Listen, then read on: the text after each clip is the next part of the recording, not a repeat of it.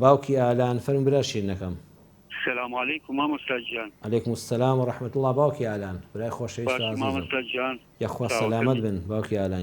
سەلامەت بن سەلامەتی هەر لە خۆشیدا مامۆستا گیان. خوای گەورە کە ئالان کاکە ئالانیشت بۆ بێڵێ خوا سەلامەتتان کە باوکی ئالان. زۆر سەلامەت بیلەگەی توش ئەجمعین. یەخوا سەلامەت بن فەرموو لە خزمەتم. مامۆستا گیان گیانەکەم. ئەمن پرسیارەکەم هەیە.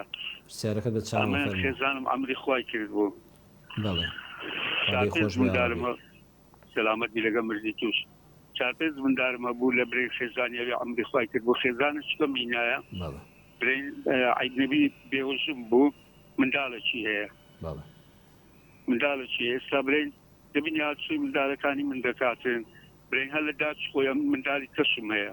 بەڵێ تێگەم. لە داچی ئەو کوڕی منداڵی کەسم هەیە.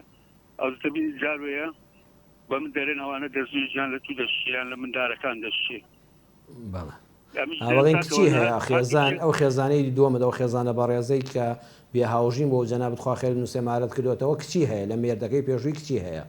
بەڵێ کچ و کوڕی هەیە. بەڵێ کچ و کوڕی هەیە بۆ دەڵێن کچ کوڕەکانی دەزنێژیان لە کچەکانی تۆ دەشتێ. دومیشم کچ و کوڕم هەیە لە داچ خۆیان دەرێن لەگە منداڵەکانی داچ خۆیان ئەوی خێزانی دووەمم ئەمن منداڵم لەویشێ لەی خێزان دووەم دەرێنابی دەزوێژیان لێک دەشتێ دەرێن کچەکەش دەزوێژی لە تو دەشتێ. نەوەڵا نەسی ئاەتی قورئانە قوربان بۆ دڕوون دەکەمەوە ئیشەڵا بە جوانی کە هیچ شکالێکیان نەمێنێ بە چاوان. مامۆستا مەوزوعەکەی من بزانە مانە داچی ئەو شتەی کە دووەم هینایتم بێوەژنەکە منداری هەیە لە منیش منداریە ئەوانە لەگەیەکدی گوتم جام هیچ خەلەلەکەی بە چاوان بە چاوان بۆت باز دەکەم پرسیارەکە زۆر پرسیارێکی جوان بوو زۆر معقولە و پرسیاری خەڵکی شە ئیشەڵا بە نەسی ئاەتی قورئان بۆ ڕوون دەکەمەوە. لۆ کچەکەش بزانە لەگە من ئەمنیش بزانە کچەکەی دەزوێژ لە من بەڵێ ئەسڵ ئەساسی بە سەمنۆنیە من بابی نیمە قوربان دەزانم. دەستەکانت خۆش قورئان ئەمەی ئەم پرسیاری تۆ نەسی ئاەتی قورئانی لەسەر خوا خۆی وەڵامی داوەتەوە بۆت باز دەکەم ئیشەڵا لە درێژەی بەرنامەکەدا. ئێستا ئەوەی برین خێزانی دووەمم منداڵەکان هەردوو یەک داچینە. ئەزانم قوربان تێگەیشتم. دایک برا و دایک خوشکنەوەوانە تەواو بە چاوان پەیامەکە بە جوانی گەشت باوکی ئالان. خۆی گەورە سەلامەتتان کە. باوکی ئالان پرسیارێکی جوانی کە دەڵێ خێزانە مردووە خوا لێی خۆش بێ خێزانی دووەمت کە دیارە بێهاوژین بۆ مارەت کردوێتەوە خوا پاداشت داتەوە منداڵی هەبوو ینی لە مێردەکەی پێشووی منداڵی هەیە بۆ منە کچی هەیە.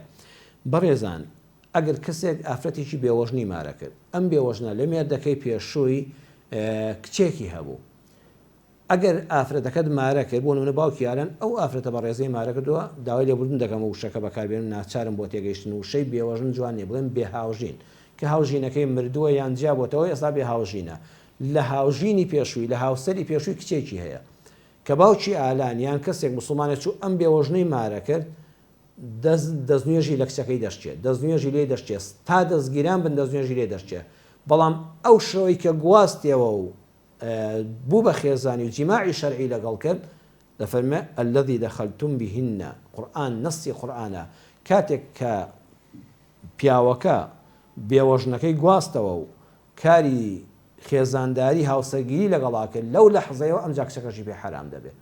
بەڵام ها باڕوونتریکەمەوە ئافرەتێکەیە لە هاوسەرەکەی جیابەتەوە یان هاوسەرەکەی مردووە کچێکی هەیە شوو بە پیاوێک دەکاتەوە ئەم پیاوە ئەگە ساڵێک دەستگیرانداری ئەم بێوەژنە بێت تا نەیگوازێتەوە نەیهێنێتەوە ماڵی خۆی و وەکو بووکو زاوایەتی لەگەڵ یان نەخەوێ ئەم کچە هەر دەستنوێژی لەم پیاوە دەشکێ هەر دەستنوێژی لێ دەشتێ بەڵام ئەو شەوەی کە گواستیەوە لەو لەحزەیەوە کچەکە دەبێتە کچی خۆی هەتا دەستنوێژی لێ ناشتێ. ئەم جا جەنابەت باسی ئەوەت کرد ئەم ئافرەتەی کە تۆ دوای خێزانی ڕەحمەتیت مارەت کردوێتەوە منداڵی تری هەبوو کچ و کوڕی تری هەن ئێستا لە هەمان ئەم ئافرەتە تۆ کچ و کوڕت هەیە نەخێر ئەوانە نە بە یەک دەشێن نەدەستنوێژیان لە یەکتر دەشتێت زۆر بابەتێکی ڕوون و ئاشکرایە یعنی ئەو کچانەی لە مێردەکەی پێشوون لەگەڵ ئەو کوڕانێکی ئێستا تۆ هاتن خوشک و بران لە دایکیانەوە خوشک و برای دایکین خوشک و برای باوچینین نەدەستنوێژیان لە یەک دەشتێ نە بە یەک دەشتێن وەکو خوشک و برای ئەسڵی خۆیان ئەوە حسابیان بۆ یەک بۆ دەکرێت خوا پاداشتی تۆش داتەوە ئینشاءڵڵا ئاگاد لە مناڵەکانی هەم خۆت بێ هەم وەکو باوکایەتیش بۆ منداڵەکانی ئەوەی کە لە ئافرەتی پێشوون لە هاوسەری پێشوەکەیەتی ئینشاءڵڵا وەکو یەک بۆ چای باوکاتی تەماشایان کەی باوکی ئالان خوا پاداشت داتەوە بابەتەکە وابزانم بە جوانی بۆ ڕوون کردیەوە.